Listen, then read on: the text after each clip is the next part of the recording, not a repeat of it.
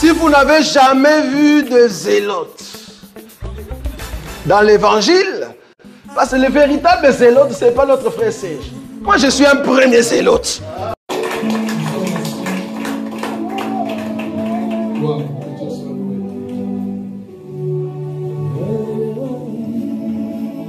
Jésus tellement beau.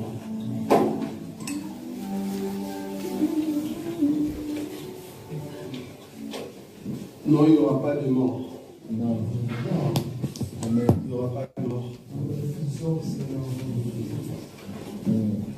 Dans ma famille, la mort vient de passer. Amen, Jésus. La mort voulait prendre mon grand frère. Je commence à prier à 2 h du matin. Je m'ai dit non, non, il n'y aura pas de mort. Alors que la personne avait la glycémie, c'était, je crois, à 7. Or, on dit qu'à 7, déjà, c'est grave. Tout le monde commençait déjà à pleurer. Et moi, j'ai commencé à crier. J'ai dit non, il n'y a pas la mort. Je leur ai dit, il n'y a pas la mort. Les autres commençaient déjà à dire, mais comment on va faire pour descendre au tombeau au cas où il mourrait? Moi, je dis, moi, je vous dis, il n'y a pas de temps. Je n'ai pas vu la mort. Je n'ai pas vu ça. Et de la même manière que j'avais la certitude en ce Jésus-là, et je vous dis aujourd'hui, c'est lui qui nous appelle pour nous réveiller. Amen. Il nous a appelés pour dire, voilà, je suis en bonne santé. Voilà. Donc, tout ce que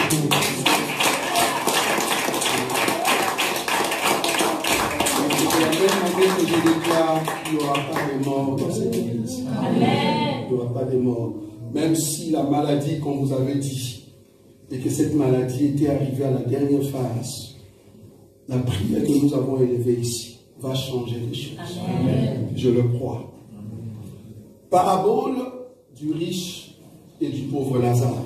Luc chapitre 16. Luc chapitre 16. À partir du verset 19, frère béni. Luc chapitre 16, à partir du 19e verset jusqu'à la fin, on peut lire. Je lis au nom de Jésus-Christ. Amen.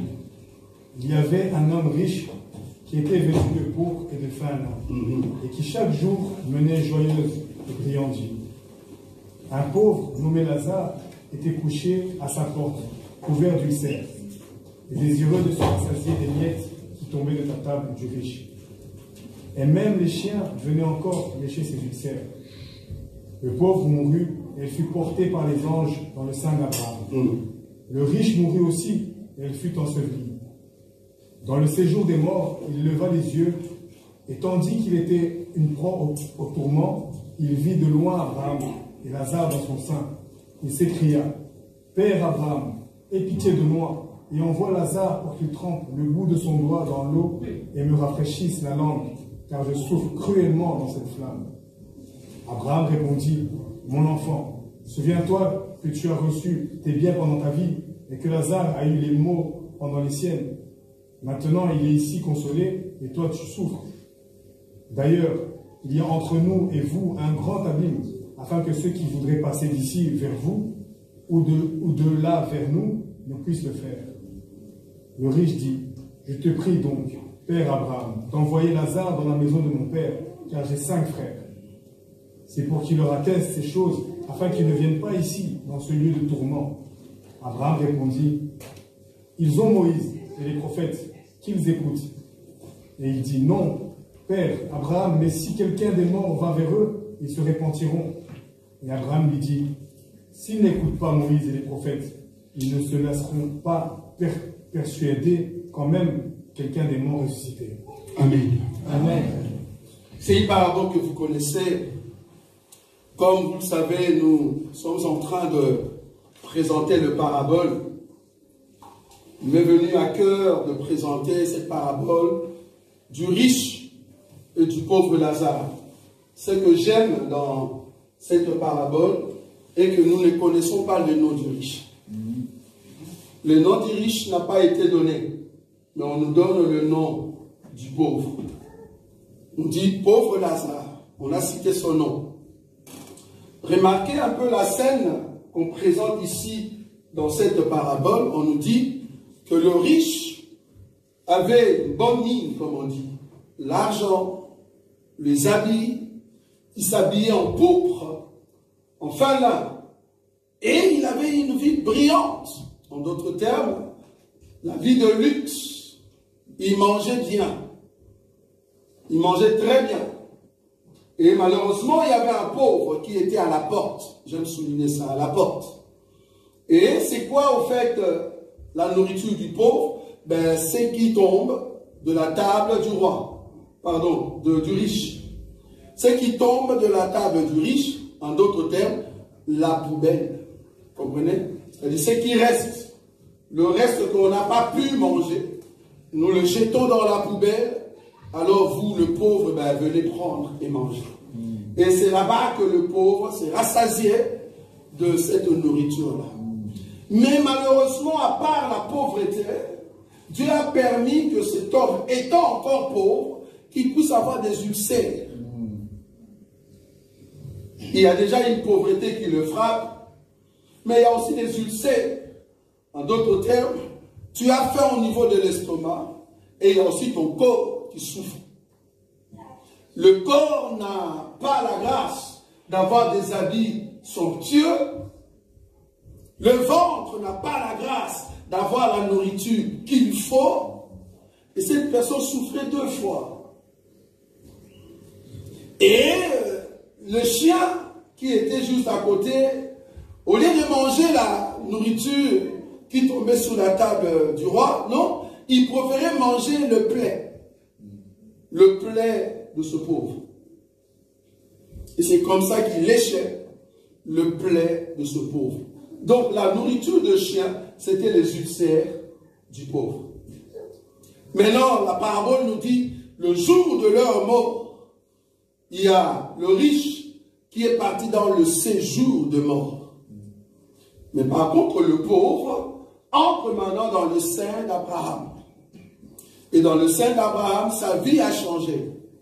Sa vie est devenue une vie meilleure par rapport au riche qui souffrait jusqu'à ce que le riche manquait même de l'eau. Vous imaginez? Manquait même de l'eau. Et la Bible dit, dans les séjours de mort, il lève les yeux et il regarde, il voit Lazare dans le délice. Là, il demande, comme il sait que Lazare était au fait avec le père Abraham, il dit, Père Abraham, là où je suis, les flammes sont tellement énormes, j'ai besoin de boire. Dis à Lazare, si possible, de mettre son doigt dans l'eau et tremper, afin qu'il me donne cette eau-là. Selon le riche, Lazare est capable de donner l'eau. Vous voyez ça? Lazare est capable de lui donner de l'eau. Mais Abraham, c'est Abraham qui décide parce que c'est lui le père. Il décide, il dit non, non. En tout cas, ce n'est pas vraiment possible parce qu'il y a une grande séparation entre nous et vous. Là, il a compris que, étant dans les séjours de mort, on ne peut rien faire. Là, il pense encore pour la 2e fois. Il dit, ok, si dans les séjours de mort, je ne peux pas avoir le fils que de l'eau, parce que c'est déjà trop tard, mais mes frères qui sont restés sur la terre, est-ce que Père Abraham dit à Lazare d'aller prêcher ou annoncer à mes frères qui sont sur la terre, si possible, de ne pas venir ici? Comprenez que le riche avait des frères qui étaient aussi riches. Et d'ailleurs, le nombre de ses frères, c'était 5. On n'a pas dit 4. 5, le nombre de ses frères. Il avait 5 frères qui étaient sur la terre. Alors il a prié pour que le père Abraham dise à Lazare, si possible, d'aller prêcher à ceux qui sont restés. En d'autres termes, le riche voit dans le pauvre Lazare que c'est un intercesseur. Il peut au fait écouter sa prière et aller sauver ceux qui sont sur la terre. Abraham va dire, non, non, non, ce n'est pas possible. Parce que sur la terre, ils ont Moïse. Moïse est là-bas. Ils n'ont qu'à écouter, au fait, Moïse et le prophète, alors ils seront sauvés. Il dit, non, non, non, non. Je sais qu'il y a Moïse qui est là-bas et le prophète. Mais si Lazare qui est déjà mort et qu'il ressuscite, donc il croit que Lazare peut ressusciter. Je souligne déjà le mot. Je souligne le mot. Lazare est capable de donner l'eau. Lazare est capable d'être intercesseur. Et Lazare, c'est lui qui peut être ressuscité. Vous voyez ça? Si du moins il ressuscite, alors ceux qui seront là-bas, ils vont l'écouter parce qu'ils savent que c'est quelqu'un qui était mort et ressuscité. Ils disent, là c'est Abraham qui dit, non, s'ils n'écoutent pas Moïse et le prophète, je te dis, même si quelqu'un ressuscitait, ils ne vont pas l'écouter. Ils doivent écouter Moïse et le prophète. Je ne vais pas m'étarder là-dessus par rapport à l'historique de cette parabole. Comprenez que la richesse dans la Bible, parce que c'est une parabole, Jésus ne parlait pas de l'homme riche. Sinon, tu vas croire que être riche en Christ et Jésus, c'est mauvais. Non, ce n'est pas ce que nous disons ici. C'est une parabole. C'est-à-dire, c'est codé. C'est à toi maintenant de rechercher qu'est-ce qu'on appelle homme riche. Et c'est quoi la richesse? Vous voyez? Dans la Bible, c'est qui l'homme riche? Je prends une écriture. Luc chapitre 18. Luc chapitre 18, frère béni, le verset 9 à 14. Il dit encore cette parabole. Oui. En vue de certaines personnes se persuadant qu'elles étaient justes et ne faisant aucun cas des autres, deux hommes montèrent au temple pour prier. L'un était pharisien et l'autre publicain. Le pharisien debout priait ainsi en lui-même: Ô Dieu, je te rends grâce de ce que je ne suis pas comme le reste des hommes, qui sont ravisseurs, injustes, adultères, ou même comme ce publicain. Je jeûne 2 fois la semaine, je donne la dîme de tous mes revenus. Le publicain, se tenant à distance, n'osait même pas lever les yeux au ciel, mais il se frappait la poitrine en disant: Ô Dieu, sois apaisé envers moi, qui suis un pécheur. Je vous le dis, celui-ci descendit dans sa maison justifié, plutôt que l'autre, car quiconque s'élève sera abaissé, et celui qui s'abaisse sera élevé. Merci. Donc ici, nous voyons 2 personnes. Une vient prier. Il s'appelle, en fait, on n'a pas donné son nom, mais il est de l'école de pharisiens. Or, les pharisiens, comme vous savez, ce sont des lévites. Ce sont eux qui possèdent la loi. Ayant la loi, il prie. Il dit: oh Seigneur, parce que là, il se croyait juste. Parce que le verset 9 nous dit, c'est Jésus qui donne cette parabole, il dit encore cette parabole en vue de certaines personnes se persuadant qu'elles étaient justes et ne faisant aucun cas des autres. C'est-à-dire, Jésus donne la parabole du verset 9 jusqu'en bas pour montrer que parmi vous ici, il y a des gens qui pensent qu'ils sont plus justes. Ils sont plus justes. Alors c'est là-bas qu'il touche qu'un pharisien va commencer à prier, dit: oh Seigneur, le pharisien debout priait ainsi et lui-même: oh Dieu, je te rends grâce de ce que je ne suis pas comme le reste des hommes, qui sont ravisseurs, injustes, adultères, ou même comme ce publicain. En d'autres termes, il insultait les autres, que ce sont des pécheurs. Que ce sont des pécheurs. Là, il n'a pas de compassion pour les autres. Il condamnait les autres. Pourquoi? Parce que ce sont des pécheurs. Je ne suis pas comme eux.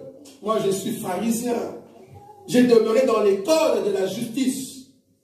Je ne suis pas comme ces publicains-là qui prient de l'autre côté. Ce sont des païens. Mais moi, Dieu, regarde-moi. Je donne ma dîme. Je donne la dîme de mes revenus. Vous voyez? De tous mes revenus. Donc là, il vantait sa richesse. J'ai 2 revenus et je donne ma dîme. Donc j'ai une richesse, c'est pour cela que je viens te prier: oh Dieu, je ne suis pas comme l'autre. Et la Bible dit, le publicain, il n'osait même pas lever les yeux. Il dit: Seigneur, aie pitié de moi. Je suis un pécheur, pauvre pécheur, si je peux le dire ici. Le pauvre, c'est celui qui reconnaît, qui n'a rien, qui ne possède rien, et il a besoin de supplier la grâce auprès de celui qui a quelque chose. C'est que le pauvre demandait ici, le publicain, il demandait la grâce de Dieu, le pardon. Mais le publicain, pardon, le pharisien, il était sûr qu'il a déjà la justice de Dieu. Remarquez encore ce deuxième élément, avant que je touche la clé, le noyau de cette parabole. Le verset 18, frère béni. On peut commencer par là. Luc chapitre 18, verset 18. Un chef interrogea Jésus. Oui. Il dit, bon maître, que dois-je faire pour hériter la vie éternelle? Jésus lui répondit, pourquoi m'appelles-tu bon? Il n'y a de bon que Dieu seul. Tu connais les commandements. Tu ne commettras point d'adultère. Tu ne tueras point. Tu ne déroberas point. Tu ne diras point de faux témoignages. Honore ton père et ta mère.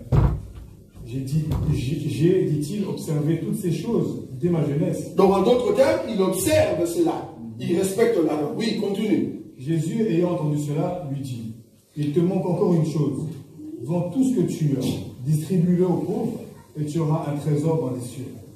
Puis viens et suis-moi. Lorsqu'il entendit ces paroles, il devint tout triste, car il était très riche. Jésus, voyant qu'il était devenu tout triste, dit, qu'il est difficile à ceux qui ont des richesses d'entrer dans le royaume de Dieu. Car il est plus facile à un chameau de passer par un trou d'une aiguille qu'à un riche d'entrer dans le royaume des cieux. Merci. Ici, nous voyons l'homme riche qui vient poser des questions à Jésus, mais en lui-même, il sait très bien qu'il respecte déjà la loi. En d'autres termes, je connais déjà la loi, donc voilà. C'est que toi, tu vas me dire, je sais déjà. Jésus lui dit, mais il te manque quand même quelque chose. Ce qui te manque, c'est de vendre tes biens que tu as. Tu vois ce que tu as. Vends-le. Donne aux pauvres. Alors là, viens me suivre. La Bible dit, il est devenu triste. La tristesse était venue pourquoi? Parce qu'on lui a dit de vendre ce qu'il possède. Vendre ce qu'il possède, c'est ça qui a rendu l'homme riche triste. Et c'est là-bas Jésus va dire, c'est très difficile en tout cas, à un riche d'hériter le royaume des cieux. Pourquoi? Parce que le riche ne sait pas vendre ses biens pour suivre Jésus. Le riche. Et il est parti triste. Jésus va même accorder encore ces langages codés. Il dit, il est très facile à un chameau de passer par l'aiguille, par le trou d'une aiguille, qu'à un riche d'entrer dans le royaume des cieux. L'aiguille ici, ce n'est pas l'aiguille comme le terme aiguille, non. Quand on dit aiguille, il faut aller plutôt en Israël. Qu'est-ce qu'on appelait aiguille? Aiguille, c'était un passage par lequel les gens buvaient de l'eau. C'était vraiment un trou petit. Là, le chameau, c'était très difficile de passer par là. Mais Jésus dit, le chameau peut passer, mais le riche ne peut pas en tout cas entrer dans le royaume des cieux. Cette idée nous ramène à comprendre que la richesse en soi, c'est ce que tu possèdes. C'est ça qu'on appelle richesse. Qu'est-ce que tu possèdes? Qu'est-ce que tu penses être ta richesse? Et si cette richesse-là, tu ne sais pas partager cela, tu ne sais pas donner cela aux autres, et que tu es égoïste, là tu n'entreras pas au ciel. Si tu ne peux pas vendre tes biens pour le pauvre, alors tu n'iras pas au ciel. Je vais démontrer ici c'est quoi la richesse. Remarquez cet élément d'abord. Parce que Jésus, par le biais d'Abraham, il a dit à l'homme riche, ils ont Moïse et le prophète. Ils n'ont qu'à écouter ces gens-là. S'ils écoutent ces gens-là, ils ne viendront pas ici. En d'autres termes, ceux qui sont sur la terre doivent écouter ce que Moïse a dit. Maintenant, qu'est-ce que Moïse a dit? Je vais le prendre Deutéronome. Deutéronome chapitre, je cours très vite. Deutéronome chapitre 18 de frère Boïka. Deutéronome chapitre 18. Je prends le verset 15 au verset 19. L'Éternel, ton Dieu, te suscitera du milieu de toi, d'entre tes frères, un prophète comme moi. Très bien, continue. Vous l'écouterez. Il répondra ainsi à la demande que tu fis à l'Éternel, ton Dieu, à Horeb, le jour de l'assemblée, quand tu disais que je n'entende plus la voix de l'Éternel, mon Dieu, et que je ne vois plus ce grand feu, afin de ne pas mourir. L'Éternel me dit, ce qu'ils ont dit est bien. Je leur susciterai du milieu de leurs frères un prophète comme toi. Je mettrai mes paroles dans sa bouche et il leur dira tout ce que je lui commanderai. Et si quelqu'un n'écoute pas mes paroles qu'il dira en mon nom, c'est moi qui lui en demanderai des comptes. Merci beaucoup. Ici, Dieu dit par Moïse, dit au peuple, qu'à part toi, viendra un autre prophète. Et il faut écouter ce prophète-là. Si tu n'écoutes pas ce prophète-là, mais tu n'entreras pas au ciel. Celui qui ne va pas écouter ce prophète-là, Dieu va lui demander compte. Et je me redis, le prophète en question n'est rien d'autre que Jésus-Christ. C'est Jésus qui est le prophète qui est venu, qu'on devait écouter. Mais qui devait écouter au fait de Jésus? C'était l'homme riche, le pharisien, ceux qui possédaient quelque chose. Mais quelle était leur richesse? C'est ça le problème. C'était quoi la richesse d'Israël? Je vais prendre une écriture. Romains chapitre 10. Comme ça, je vais commencer à chuter rapidement. Romains chapitre 10. Le verset 12. Qu'est-ce qu'il est dit là-bas? Il n'y a aucune différence. Oui. En effet, entre les Juifs et les Grecs. Oui. Puisqu'ils ont tous un même Seigneur. Très bien. Qui est riche pour tous ceux qui l'invoquent. Très bien. Je prends encore chapitre 11, le verset 12. Juste à côté. Alors, si leur chute a été la richesse du monde, et leur armondrissement la richesse des païens, combien plus en sera-t-il ainsi quand ils se convertiront tous? Merci. Ici, on nous montre que la richesse d'Israël, c'était l'Éternel. Le fait que Israël possédait Dieu, c'était une richesse extraordinaire. Souvenez-vous, si Dieu est au milieu d'Israël, Israël gagne toutes les batailles. Israël gagne toutes les batailles. Et Dieu a donné à Israël sa parole. Mais malheureusement, il a donné cette parole par Moïse. Mais quand les prophètes qu'eux, ils devaient écouter après Moïse est venu, ils n'ont pas écouté. Vous voyez ça? Ils n'ont pas écouté. Alors du coup, qu'est-ce qui se passe? Mais parce que vous n'avez pas écouté, alors Dieu en veut à Israël. Dieu était contre Israël. Donc, la richesse que Jésus parlait dans la parabole de riches et de pauvres Lazare, c'était d'avoir Dieu. Amen. Le riche avait la nourriture sur la table, c'est vrai. Toute cette nourriture n'était pas destinée pour le pauvre. Mais le pauvre a profité de la poubelle. J'aime ça. La poubelle. Qu'est-ce que moi j'appelle la poubelle ici?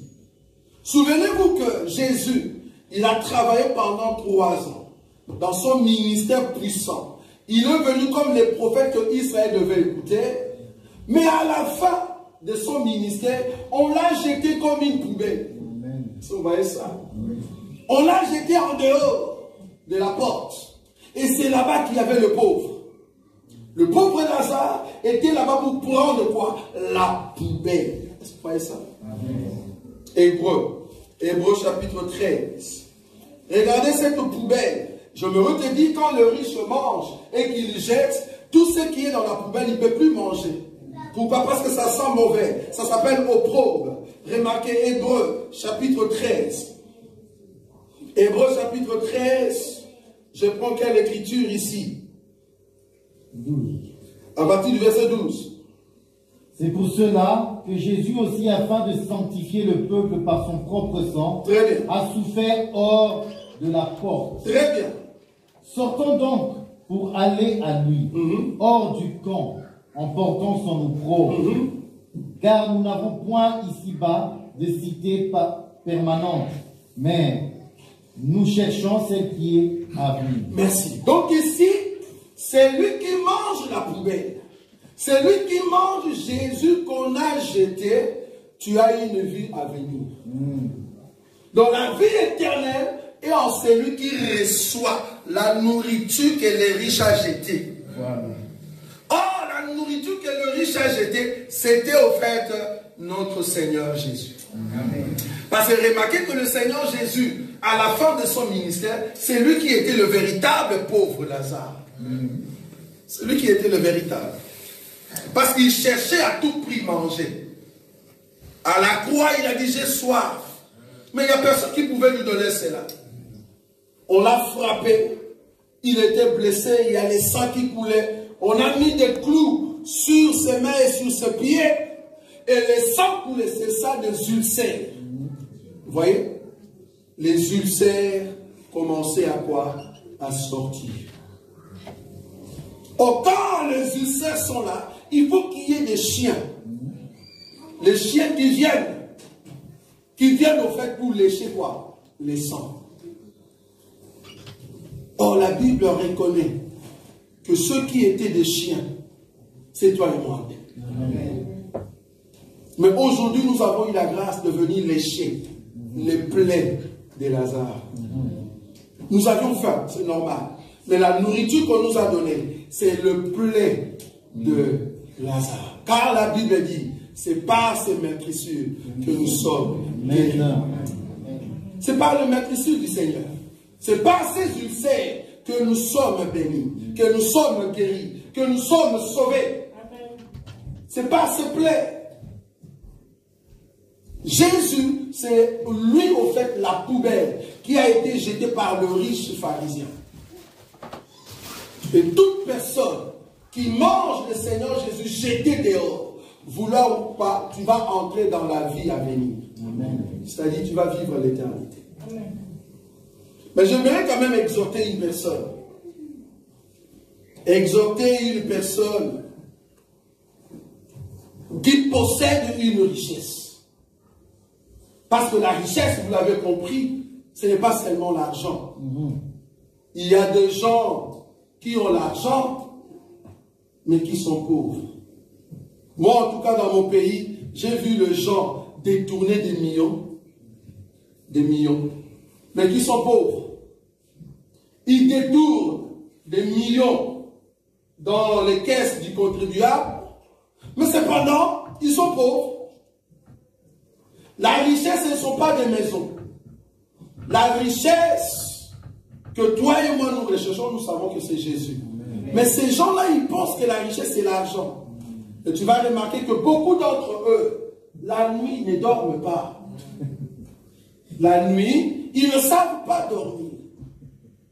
Bien-aimé, si la nuit, tu ne sais pas dormir paisiblement, tu as un problème, tu n'as pas de richesse que nous avons. Tu n'as pas de richesse. La richesse, c'est ce que tu possèdes. Ne sois pas égoïste dans ce que tu as. Ça peut être ta beauté. Il faut vendre ta beauté et donner ça à Jésus. En d'autres termes, suivre Jésus. Ne vends pas ta beauté pour suivre Satan. Parce que tous ceux qui sont à la gare du Nord, ils vendent leur corps pour suivre Satan. Or, nous devons vendre nos corps, nos vies pour suivre Jésus. Amen. Toute personne qui a vendu sa richesse et qui suit Jésus, vouloir ou pas, Jésus va combattre pour toi. Amen. Parce qu'il est ta protection. Si tu veux réussir dans la vie, dans la loi du commerce, il y a ce qu'on appelle la loi de, comment on dit, vente et achat, c'est ça? Vente et achat. Vente et achat. Il faut vendre, et c'est là-bas que les gens vont venir acheter, c'est là-bas que tu reçois. Qu'est-ce que tu as vendu à Jésus? En fait, il te donne quelque chose. Qu'est-ce que tu as vendu à Jésus? Apparemment, tout ce que tu possèdes, remarque, 90% de ce que tu possèdes, tu les vends à Satan. Qu'est-ce que je veux dire par là? Ta vie, quand tu regardes, tu fais les bilans de ta vie. Est-ce que c'est Jésus qui est la base? Je vous ai toujours dit, chaque jour ici, chaque dimanche, notre prédication va s'asseoir sur la préparation d'un peuple qui va rentrer à la maison. Amen. Comment rentrer à la maison? Se fuir le péché. Comment rentrer à la maison? C'est vendre sa vie à Jésus. Donner sa vie totalement à Jésus. Totalement à Jésus. Tu es belle, je le crois. Tu es beau, je le crois. Tu es fort, c'est bien. Tu as l'argent, c'est bien. Mais qui est ton maître? Qui est derrière ça? Qui soutient cela? Si c'est l'ennemi, je m'aurais te dit, l'ennemi donne toujours un doigt pour réclamer un bras après. Ça, c'est l'ennemi. Il te donne un doigt et il va te réclamer le bras. C'est ça l'ennemi. Mais notre Seigneur, il ne te demande rien. Juste ton cœur. Et c'est là-bas qu'il te bénit de toutes sortes de bénédictions dans les lieux célestes. Amen. Parce qu'il est Dieu. Le pauvre Lazare est entré dans la félicité au sein d'Abraham, mais le riche qui était sur la terre a souffert. Et il commença à demander, il faut penser à mes frères qui sont saints sur la terre. Je me redis, le saint ici, c'est au fait les pharisiens qui avaient les Pentateuques, la Torah, le simple livre de Moïse. Vous voyez? Ils avaient au fait ces 5 livres, et le riche dit, il faut penser à eux. Et Abraham a dit, même si quelqu'un ressuscitait et qui va le prêcher, s'il n'écoutait pas Moïse, ils ne seront pas sauvés. Jésus-Christ est venu, il est mort et ressuscité. Jusqu'à aujourd'hui, Israël n'a pas écouté les Seigneurs. Bien qu'il ait ressuscité. Parce que la prière en question, Abraham l'avait au fait exaucé. Il a dit, même si quelqu'un des morts ressuscité, c'est bien. Mais s'il n'écoutait pas Moïse, c'est fini. Alors que Moïse avait dit, moi, en tout cas je vais partir, mais Dieu suscitera un autre prophète, seulement comme moi. Mais c'est lui que vous devez écouter. En d'autres termes, moi il ne faut plus m'écouter. C'est celui qui vient maintenant, il faut l'écouter. Ce n'est plus moi. Mais Israël n'a pas écouté le Seigneur. Et c'est comme ça qu'il a raté, au fait, le royaume des cieux. Mais toi et moi, si seulement nous mettons nos vies dans la droiture, dans le respect des Écritures, si seulement nos vies respectent ce qui est la parole de Dieu, même si ce sont des miettes, même si c'est la poubelle, mais du moins, nous avions faim et le Seigneur nous a rassasiés. Heureux le pauvre en esprit. Cette écriture veut dire, peut-être tu n'es pas pauvre matériellement. Je dis ici, Dieu n'est pas contre la richesse. Selon 1 Timothée. 1 Timothée chapitre 6. Remarquez cet élément. Je vais terminer par là. 1 Timothée chapitre 6. Je prends le verset 17 à 18. Je lis comme Jésus. Oui, allez-y. Recommande aux riches du présent siècle de ne pas être orgueilleux et de ne pas mettre leur espérance dans les richesses incertaines, et de la mettre en Dieu, qui nous donne avec abondance toutes choses pour que nous en jouissions. 18. Recommande-leur de faire du bien, d'être riches en bonne œuvre, d'avoir de la liberté, de la générosité. Continue. Et de s'amasser ainsi pour l'avenir un trésor placé sur un fondement solide, afin de saisir la vie véritable. Écoutez la richesse que Dieu nous demande. Le verset 18. Il dit ceci. Recommande-leur de faire du bien. Celui qui fait du bien aux autres, c'est une richesse. Amen. Parce que Dieu est riche en bonté. Si tu fais du bien aux autres, vouloir passer une richesse venant de la part de Dieu. Tu peux avoir des voitures ou des maisons. Tu peux donner de ton argent, je ne sais pas moi comment. Mais étant donné que tu n'es pas un homme bon, tu n'es pas un homme bon, tu es un homme méchant, que ce soit envers tes enfants, que ce soit, tu sais, un père qui est méchant envers ses enfants, c'est qui?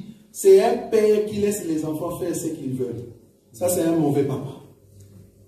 Un père, un véritable père, une véritable mère, c'est celle ou c'est lui qui empêche ses enfants de faire tout ce qu'ils veulent. Amen. Là où il faut punir, tu dis non, non, non. Non, ok, on peut passer, ça passe. Ce que tu sèmes aujourd'hui, demain, ce sont les mêmes enfants qui vont s'élever, commencer à crier sur toi. Ce que toi, tu penses être bonté, soi-disant amour envers les enfants, ce que toi, tu penses être bien aujourd'hui, parce qu'ils sont encore petits, je m'aurais te dire, tu sèmes quelque chose de mauvais dans le cœur des enfants. Amen. La Bible reconnaît qu'un enfant, on le redresse avec le fouet. Amen. Fouet. Je ne dis pas un enfant de 18 ans, je ne parle pas de cet enfant-là. Un enfant qui est déjà à 18 ans, tu as raté son éducation. Quand il est encore enfant, c'est là-bas qu'il faut le redresser, qu'il se remette sur le chemin. Et je m'aurais te dit, c'est cet enfant-là qui va te remercier. Il va voir que tu es un roi pour lui. Un roi. Mais un enfant que tu as gâté, ah mon enfant, tout le temps bien habillé, mon enfant, je n'aime pas les taper, il va comprendre. Un enfant ne comprend pas avec la parole. Les enfants ont été créés pour ne pas comprendre avec la parole seulement. L'enfant écoute avec des chicottes. Amen.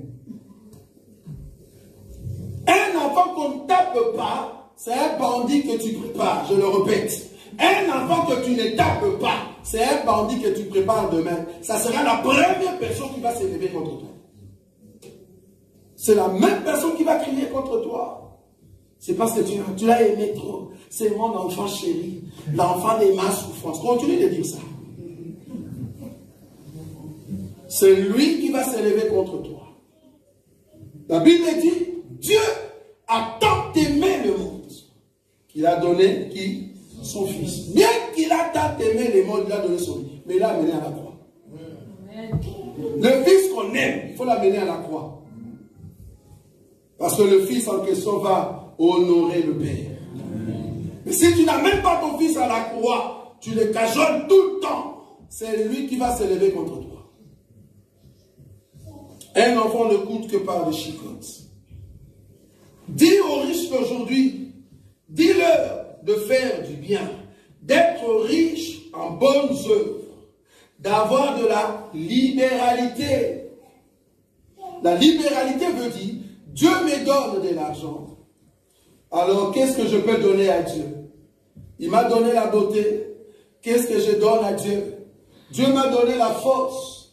Bien que tu es fort là-bas dehors, tu tapes les gens avec des coups, mais en aucun jour on t'a vu ici porter même des chaises. Mais dehors, tu es fort, un boxeur. Viens transporter des baffes ici. Tu peux faire les sports ici, avec la force que tu as. Tu es fort dehors, mais ici, nous ne voyons pas ta force en Christ et Jésus. Tu es fort dehors, mais la nuit dans la prière, tu n'es pas fort. Tu ne sais pas prier pendant même 15 minutes. Tu es fort en quoi? La libéralité veut dire, ce que je possède, je donne librement à Dieu. Qu'est-ce que toi tu donnes à Dieu? Que ce soit ton argent, tu calcules tout le temps. C'est bien. Je me te dit, étant donné que nous serons en Europe, les factures ne finiront point. Amen. Si tu penses qu'il y aura, à un moment, je vais terminer mes factures, oublie. Le système européen nous a mis dans ce qu'on appelle un cercle vicieux. On tourne en rond, tout le temps les factures. Si en janvier, tu n'as pas de factures, février, il y aura. Si en février, il n'y a pas, mars, il y aura toujours des factures. Il n'y a aucun de nous qui peut dire, moi, je n'ai pas de factures, menteur. Menteur. Il y aura toujours des factures. Donc, ne donne pas la raison de dire, je ne donne pas à Dieu parce que je dois payer une facture. Parce que les factures n'en finiront pas. Mais au contraire, Dieu, si tu lui donnes, il va commencer à épargner. Que quand tu roules dans ta voiture, là où il y avait un feu rouge et que toi tu passes, et heureusement qu'il n'y avait pas la police. Tu vois comment est-ce que Dieu va te garder? Je répète, peut-être tu n'as pas vu. Si tu ne donnes pas à Dieu, à chaque fois que tu passes le feu rouge, la police vient. Messieurs, tu vas voir ton ami de flash. Mais comme Dieu est bon, il sait que tu lui donnes. Il dit, mon fils est passé au rouge. Je sais que ce n'est pas bon. Mais je ne permets pas que la police soit à ce moment-là. Ou soit des flashs. Tu dis, j'ai besoin de payer des factures. Tu vois que la facture vient toujours, tout le temps. C'est parce que tu es égoïste. Tu ne veux pas participer dans l'œuvre de Dieu. L'égoïsme a amené le riche à entrer dans le séjour des morts. Sa nourriture, c'était pour lui et sa famille. Et c'est à la poubelle que le pauvre va aller manger. J'aimerais te dire, notre église, ce n'est pas ta poubelle. Pour nous ramener seulement le miette que tu n'as pas besoin. Parce que ici, nous servons Dieu. Quand nous avons besoin de votre soutien, de votre participation, de votre générosité, on a besoin de tout le monde dans tous les domaines. Dans la prière, pas seulement financièrement, spirituellement aussi. J'étais scandalisé de voir, on a déplacé la journée de mercredi pour un coup, gloire à Dieu. Mais le vendredi, on a dit c'est un jour de prière et il n'y avait personne, vous étiez à la maison. Alors que le vendredi, c'était quoi? Férié. Vous n'avez pas d'excuses. Vous n'avez pas d'excuses. Ne nous dis pas que tu étais au travail. Tu n'aimes pas la prière. Tu n'aimes pas la prière. Ne fût-ce qu'une fois la semaine, pendant ne fût-ce que 2 heures, prier avec même pas des heures. On a commencé à 18h30, souvent. Donc 1h30. Ne me dis pas que non, les enfants. Non. Parce que quand tu vas au boulot, tu cherches toujours un moyen. Comment est-ce que les enfants peuvent rester? Mais pour Dieu, il y a des excuses. Je me veux te dire, ton temps, c'est une richesse. Si tu ne le donnes pas à Dieu, je ne sais pas à qui tu donnes. Mais remarquez que tu as manqué ici pendant 1h30. Mais les enfants qui dérangent à la maison, toi, maman, tu t'enfermes dans la chambre, tu regardes TikTok. Les enfants sont là-bas. Ok, restez calme. Tu es sur TikTok pendant 1h30. De la même manière avec TikTok, tu peux venir ici. Tu pouvais venir ici. Tu n'as pas pu venir ici, mais tu pouvais aller voir la famille le même jour pour parler et manger. Le jour férié. Profiter de boire un peu. Mais nous étions ici pour prier. Celui qui ne sait pas donner sa richesse à Dieu, vouloir ou pas, c'est l'ennemi qui prendra cela. Amen. Si tu ne sais pas gérer ton temps pour le Seigneur, qui va gérer pour toi? La richesse doit être donnée à Dieu, parce que c'est celui qui nous guide.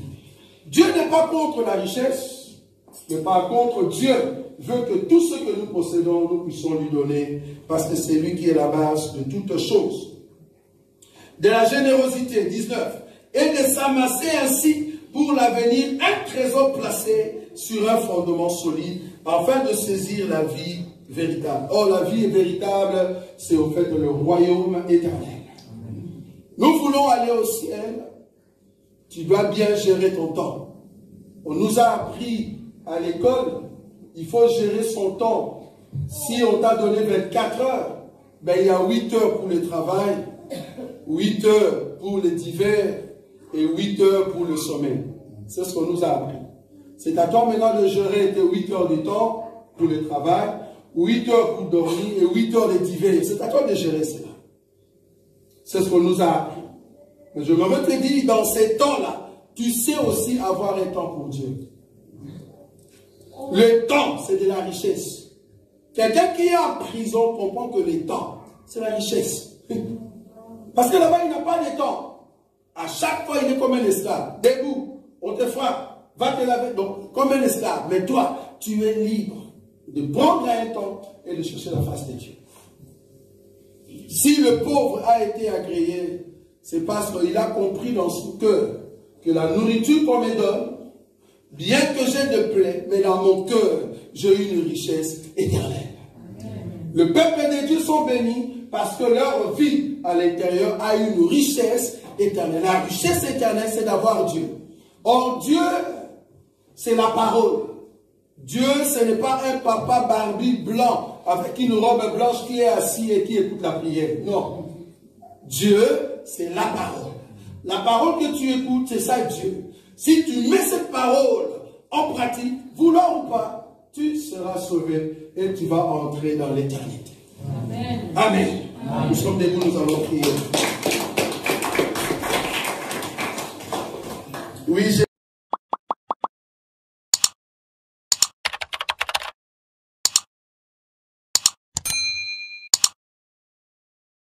Nazako matangai, nazako matangai, nga nazako matangai.